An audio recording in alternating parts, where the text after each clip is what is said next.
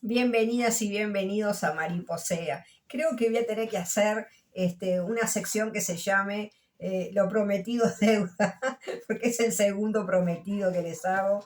Y hoy voy a hablar sí o sí de esta mujer rusa, judía, que les prometí, que habla sobre autismo femenino y sobre el arte de camuflarse en las niñas, y que es Grunia Sujareva.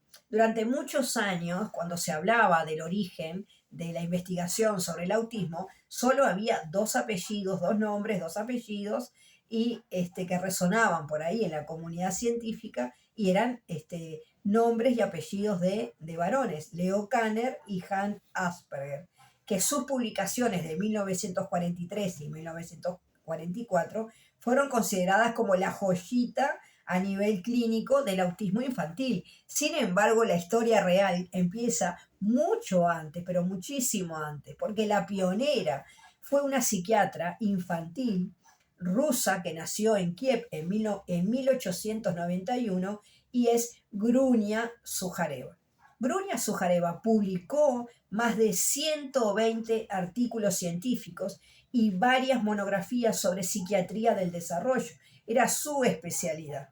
Su trabajo se caracterizaba por un rigor científico impresionante, con una precisión clínica extraordinaria, que hoy se están traduciendo sus trabajos, y la mirada sistémica de esta mujer para aquel entonces era fabulosa, y una capacidad de observación profundamente humana, porque sus descripciones no van como las de Kanner y las de Hahn desde el lado de la dificultad, sino que ella iba desde el lado de la potencialidad en estos niños que ella empieza a tratar, y no solamente los trata como psiquiatra, sino que se esfuerza para que sean educables y puedan introducirse al sistema educativo y se puedan potenciar desde sus habilidades.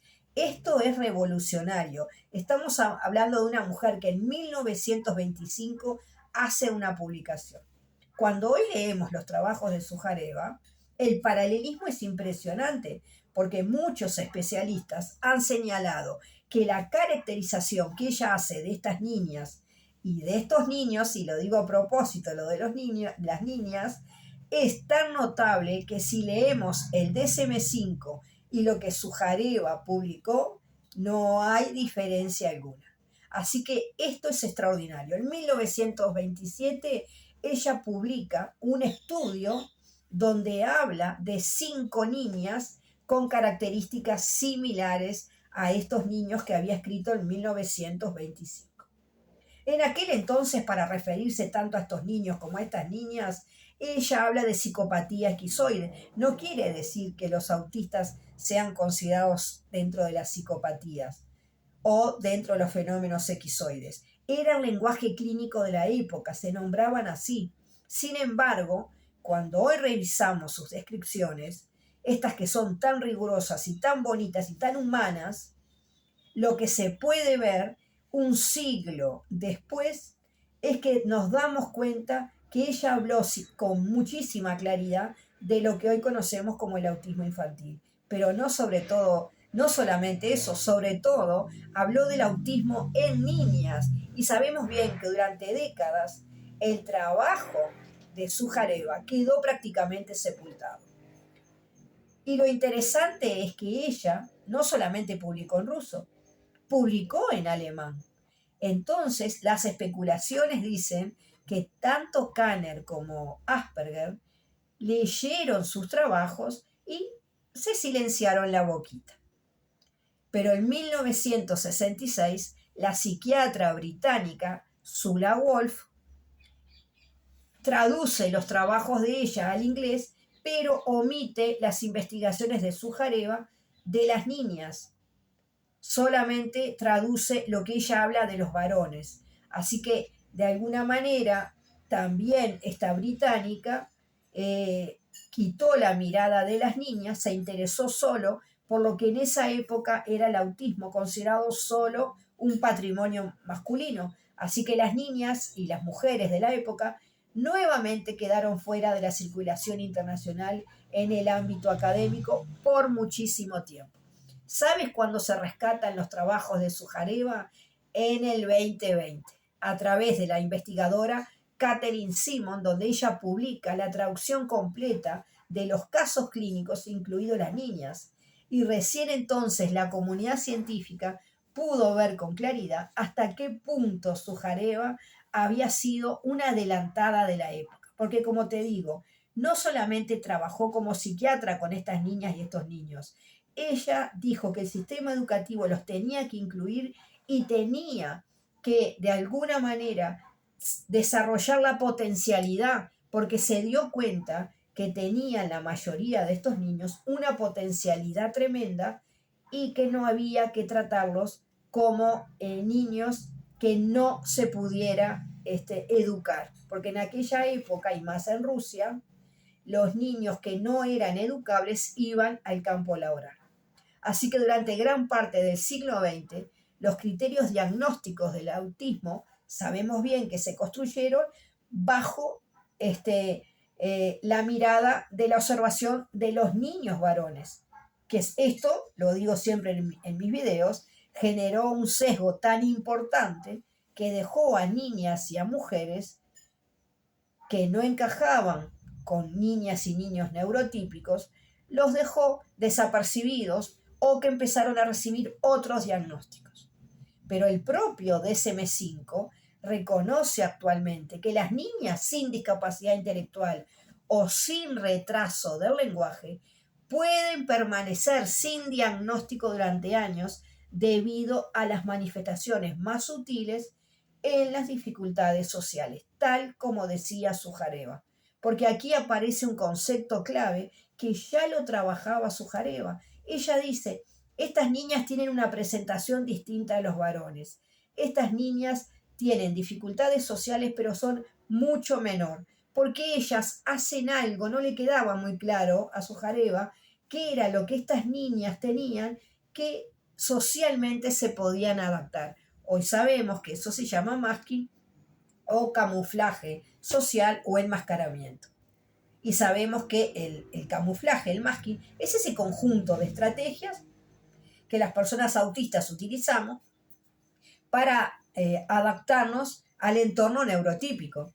Y esto no se trata de algo superficial, es un proceso complejo realmente que incluye desde observar cuidadosamente cómo se comportan los otros, los gestos que hacen, los manerismos, las facies del rostro, los gestos corporales, el tono de voz, con qué lo dicen, aprender a imitar gestos, aprender a imitar posturas, adaptar la entonación de la voz o incluso algo que hacemos todas las personas autistas, que es ensayar conversaciones mentales antes de tenerlas. Muchas mujeres dentro del espectro describen este proceso como aprender a actuar y vivir bajo una obra de teatro constante con un guión que nadie nos explicó. Sabes que a mí me gusta hacer conexiones con lo que investigo, con lo que trabajo y con lo que leo. Para mí es imposible hablar de Grunia Sujareva y hablar de Masking y no vincularlo con el trabajo de Erving Goffman. ¿Quién era Goffman? Goffman era un sociólogo canadiense del siglo XX que fue considerado uno de los grandes pensadores de la sociología en la vida cotidiana. Él nace en 1922, allá en Canadá, y él desarrolla gran parte de su carrera en Estados Unidos. Creo que fue en la Universidad de Berkeley. El aporte fundamental de Goffman, ¿cuál fue estudiar las interacciones humanas, pero no cualquier interacción humana, las interacciones humanas en la vida cotidiana. Así que es fantástico su trabajo. Eso que estudiaba él es cómo nos vinculamos, cómo nos presentamos ante los demás, cómo gestionamos la imagen que proyectamos hacia los otros, cómo las normas sociales influyen en nuestro comportamiento y cómo nosotros tratamos de alguna manera de encajar en el entorno social. Así que Goffman lo que propone es comprender la vida social utilizando una metáfora, la metáfora del teatro. Según la perspectiva de Goffman, en la vida cotidiana todos actuamos de alguna manera frente a los demás. Él dice que hay un escenario, que ese escenario es la vida cotidiana. Y es ahí donde mostramos la versión de nosotros mismos que mejor encaja con las expectativas sociales. Y existe también un espacio, digamos, atrás de bastidores, donde podés relajarte, sacarte la ropa de teatro y donde tenés que dejar de actuar, podés dejar de actuar y ser tú mismo. Esto es maravilloso, porque esto es el masking.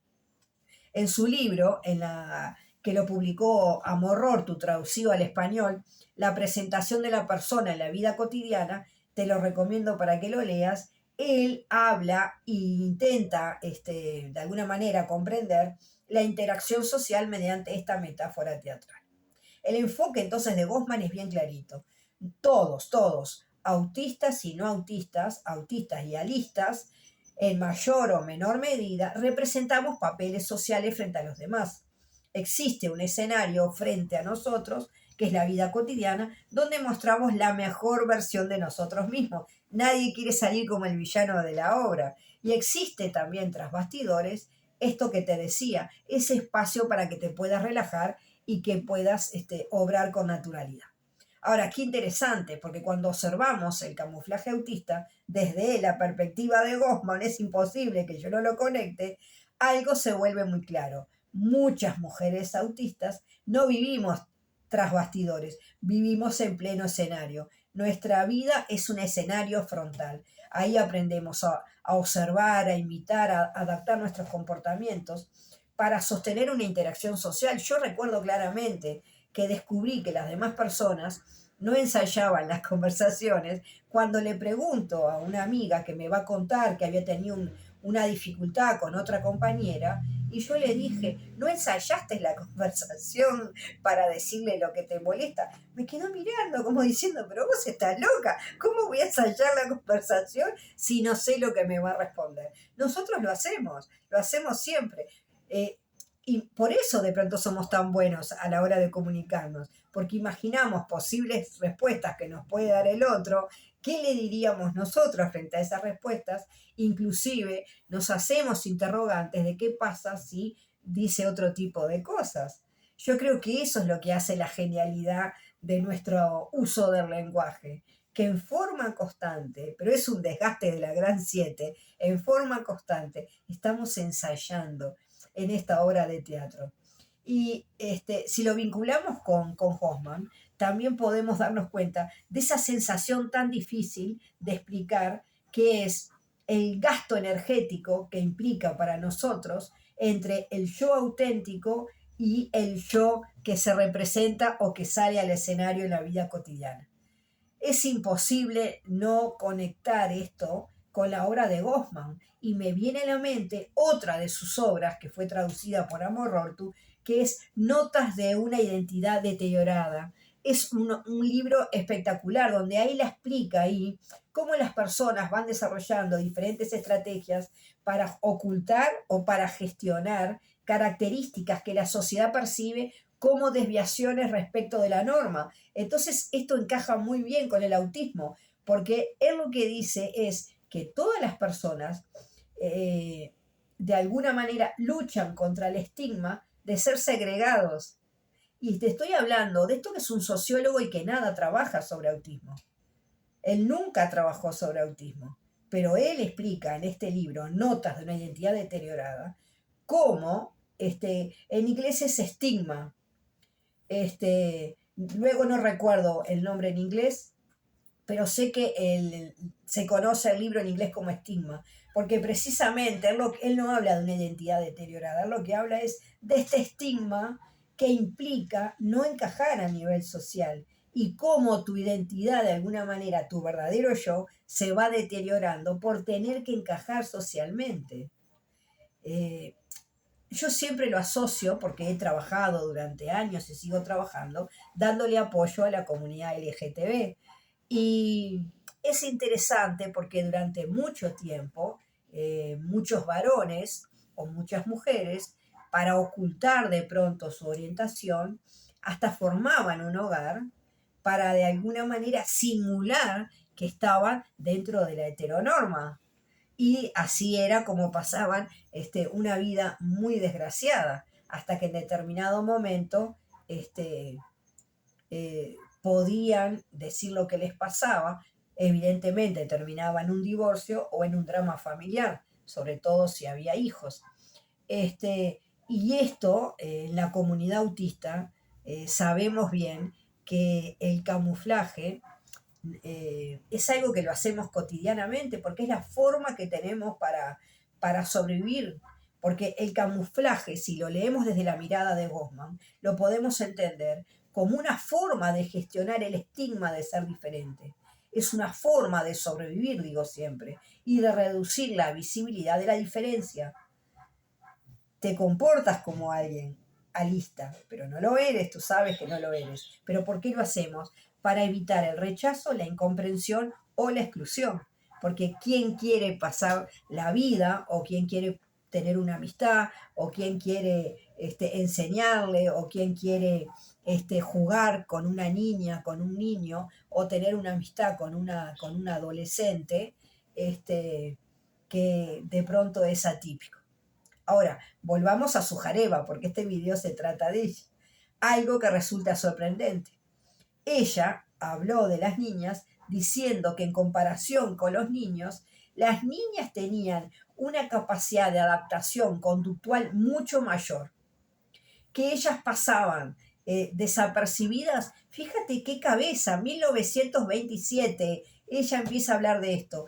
Dice que estas niñas tenían intereses socialmente más aceptables. Los varones, si un nene colecciona dinosaurios y te habla y te habla y te habla de dinosaurios, salta la tía Gregory y te dice, este nene es autista, llévalo al médico. Ahora, si una niña, como en mi caso, coleccionaba sellos y era fanática de los sellos de la ONU y tenía un conocimiento de la Gran Siete y su padre la llevaba a la feria Titán Arbaja y se juntaba teniendo 6, 7, 8, 9, 10, 11, 12, 13, 14 años, se juntaba con filatelistas que quedaban con la boca abierta cada vez que me escuchaban, es obvio que yo pasaba desapercibida y pasaba como una niña que siempre decía lo mismo, lo que pasa es que tiene altas capacidades. No, señores, eran mis intereses restringidos, como se decía antes, ¿verdad? En la academia, y que yo llamo intereses profundos. Y lo que Sujareva planteaba era que los intereses de las niñas son socialmente aceptables, entonces pasan desapercibidas. Porque el interés de una niña, generalmente, ¿cuál es el interés de la mayor parte de las niñas autistas? El arte, la filosofía, el comportamiento humano, la psicología y todo lo vinculado con el otro. Por otro lado, dice Sujareva, las niñas a nivel motriz son menos torpes. Tienen dificultad con la motricidad fina, sí la tenemos, pero son menos torpes que los varones. Otra cosa que señalaba Sujareva era algo muy particular. Ella decía que las niñas solemos tener momentos de estabilidad conductual alternados con episodios de intensa desregulación emocional. Disculpa, fíjate tú qué cabeza. Lo que ella está diciendo es que las niñas no solamente pasan desapercibidas porque tienen intereses socialmente aceptables, tienen comportamientos que se adaptan rápidamente a la sociedad. Y por otro lado, lo que está diciendo, estas niñas tienen momentos de crisis, tienen meltdown. En esa época no se hablaba de los meltdown. Los meltdown ya sabemos, son estas crisis que nos vienen donde hay un desbordamiento emocional que podemos gritar, podemos llorar, podemos hacer el grito primitivo ese que te sale de adentro. A mí me pasa cuando me quiebro, es una cosa que me desgarro. Obviamente lo hago a solas, porque si no lo hago a solas, el que está conmigo se impresiona. Hay muchas personas que terminan teniendo crisis y rompiendo todo. Pero ¿qué pasa con los niños? La mayoría de los niños autistas se golpean la cabeza, se balancean bruscamente, se autoagreden. Pero ella plantea que las niñas no, que las niñas solemos tener una crisis de regulación emocional. Esto lo decía en 1920 y pico, fíjate tú. Ella decía, las niñas atraviesan crisis donde se desregulan emocionalmente, pero después tienen periodos de calma. Entonces, eso, decía eso, sumado todo el combo, estas niñas pasan desapercibidas. Y ella utilizó una expresión muy sugerente para describirlo. Ella hablaba de que las niñas teníamos puntos sensibles aislados sobre un fondo generalmente de aplanamiento emocional. A mí me pasa. Hay momentos donde yo estoy tan desregulada, donde lo que me hicieron me duele tanto, que emocionalmente estoy aplanada. Me cuesta llorar, las lágrimas no me salen, de pronto si consigo contárselo a alguien, las ganas de llorar me vienen después, no en presencia de esa persona, que pueda ser mi terapeuta, pueda ser una persona que yo conozco, o mi mejor amiga, pero lo más probable es que el aplanamiento emocional me lleve a no demostrar mis emociones. ¿Por qué? Porque es una cosa que me desborda tanto que inclusive enmascaro mi forma de transmitir la angustia o transmitir el dolor. Entonces, hoy podemos leer estas observaciones de Sujareva desde la mirada de hoy. Ella lo que estaba viendo precisamente es el autismo femenino y esta adaptación social que tenemos las mujeres, de haber aprendido a interactuar con el entorno y cómo hemos aprendido que camuflarnos funciona independientemente del desgaste que nos produce. Lo que se dio cuenta Sujareva es que estas niñas tenían estos momentos de agotamiento emocional y que por otro lado tenían periodos donde se calmaban y donde la regulación se volvía mucho más fácil, pero que en los momentos de desregulación y de agotamiento, volver a la norma, digamos, volver a la calma, se hace difícil cuando no tienes. Te pido que mires uno de mis últimos videos donde hablo del autismo nivel 1, porque la gente piensa que no precisamos apoyo. Y este es uno de los apoyos que precisamos. Precisamos una suerte de un yo auxiliar o de alguien que nos auxilie cuando nos estamos desregulando. Otro de los videos que prometo hacer es los elementos que podemos tener a mano para aprender a regularnos. Ahora, visto desde el presente los aportes de Sujareva, nos damos cuenta que fue una mujer visionaria, porque hace casi 100 años que ella empezó a observar lo que la ciencia recién ahora comienza a comprender plenamente, que el autismo no es patrimonio de los varones, que también hay muchas niñas y muchas mujeres que han quedado ocultas y silenciadas y que jamás nadie las diagnosticó por nuestra extraordinaria adaptación social y por el uso del camuflaje. Así que entonces reconocer el trabajo de Sujareva no es una cuestión histórica, yo creo que es una cuestión ética también desde el campo de la ciencia. Tenemos que reconocer que esta mujer quedó excluida primero por ser mujer, segundo por ser rusa y tercero por ser judía. O podemos hacerlo diferente, por ser judía, por ser mujer y por venir de Rusia. Porque es evidente que la mirada de la segregación estaba presente.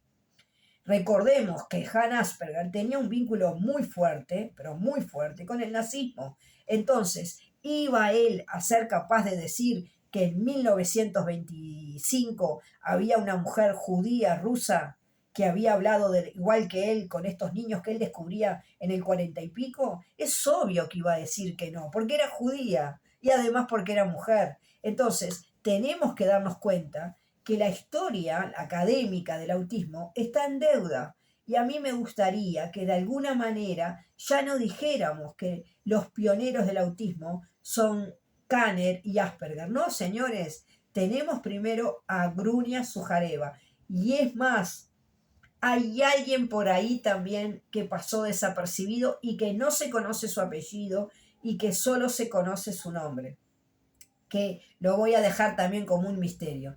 Así que bueno, entonces tenemos que hacer un homenaje en abril a Grunia Sujareva, sin lugar a duda, porque su nombre tiene que empezar a resonar en todas las mujeres autistas y es más, tendríamos que pedir que se le levante un monumento en alguna parte del universo. Esta mujer se lo merece. Evidentemente en Rusia hay, pero tenemos que hacer algo con respecto a Sujareva, porque ella vio lo que nadie vio y lo que la ciencia tardó décadas en darse cuenta, que las niñas, las adolescentes y las mujeres autistas existimos. Así que ella vio lo que nadie vio mucho antes que todos los demás.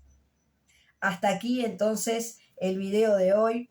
Si algo te resonó y estás agradecida con Sujareva, te dejo una de mis mariposas y espero que de alguna manera a través de las redes sociales o de donde sea puedas empezar a contar de Grunia Sujareva y podamos transmitirle al mundo que las mujeres autistas estamos plenamente agradecidas con ella por todo lo que hizo, porque esta mujer realmente fue pionera en el autismo femenino y en el arte de camuflarse. Nos vemos en un próximo episodio.